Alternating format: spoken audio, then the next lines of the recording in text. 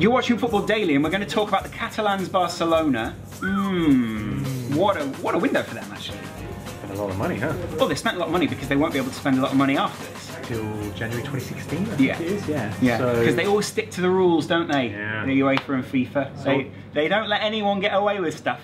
Yeah, not this Barcelona team who just bought away all summer, yeah. Yeah, so they've obviously brought in a number of players to tide them over until then. This will tide them over. Luis Suarez.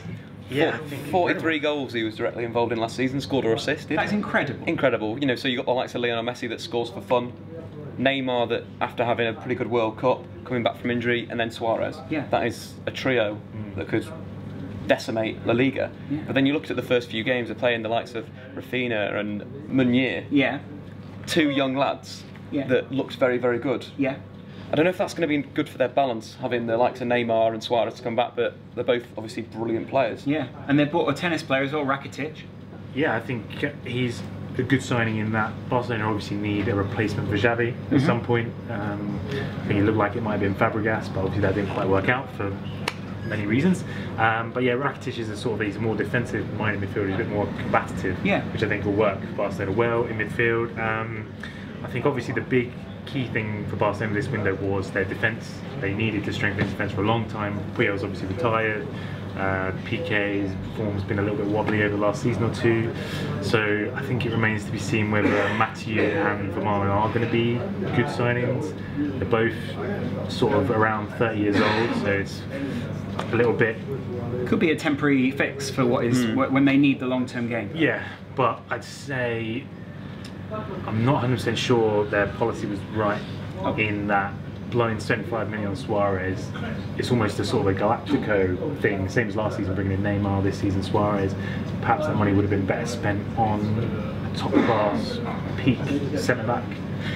Could you say that for the entire transfer window, though? As people that we thought maybe were making good investments before were criticising other clubs, like United were always criticising City, Barcelona were always criticising Real Madrid, and now those teams they're bought into that. Yeah, it seems like we're jumping on the spend as much money as you can to get these players, and it doesn't matter how much they cost, and then that's a terrible bandwagon. I think it is. It's poor. Like Barcelona, I think if they hadn't sold Suarez, they would have had players that have come in from the youth side. They would have had like Pedro or the two lads that we mentioned before. Yeah. They've just come in and have done well. I think Rakitic is perfect for replacing Xavi. He's completed the most passes in La Liga so far. Wow.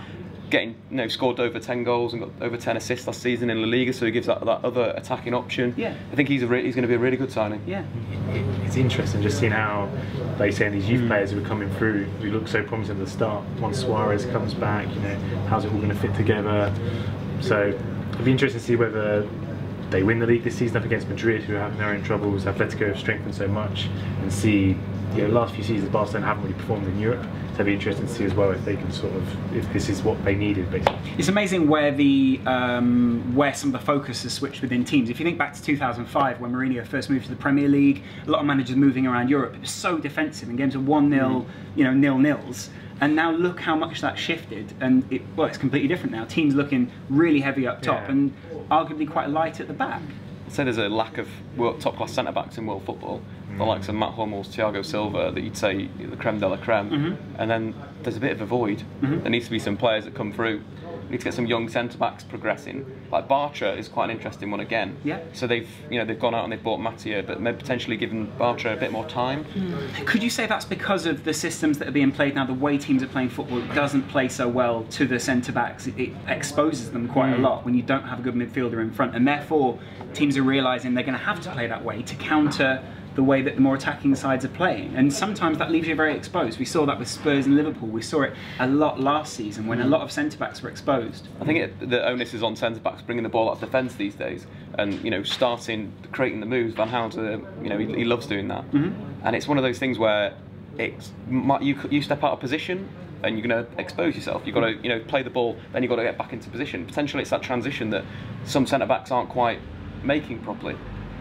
I think Mathieu and Vermaelen can do that. They are ball players, so they work in that sense, and they also give Barcelona a bit more aerial presence in defence, which is what they've been lacking for a while. Definitely. But I think just if you're going to go and blow 75 million on Luis Suarez, why not go and blow that on Thiago Silva or Matt Hummels? You've obviously got the money, you've got the clout to do that. That's what they needed. That's what they should have gone for. And now they can't do that for the next 2 transfer windows. Yeah, so it's a big risk in that Vermaelen, very injury prone last season for Arsenal. But now he's left Arsenal, he won't be injury prone, he'll be fine. Yeah. But yeah, it's a risk for them, mate. I'm interested if it pays off. Interesting. Risky but exciting, right? Yeah. So I think, like we're saying, they have arguably the best attacking lineup in the world. Messi, Neymar, Suarez. So it's going to be exciting at least. Yeah, Champions League this season is going to be good. Be a few goals. Yeah. I hope so.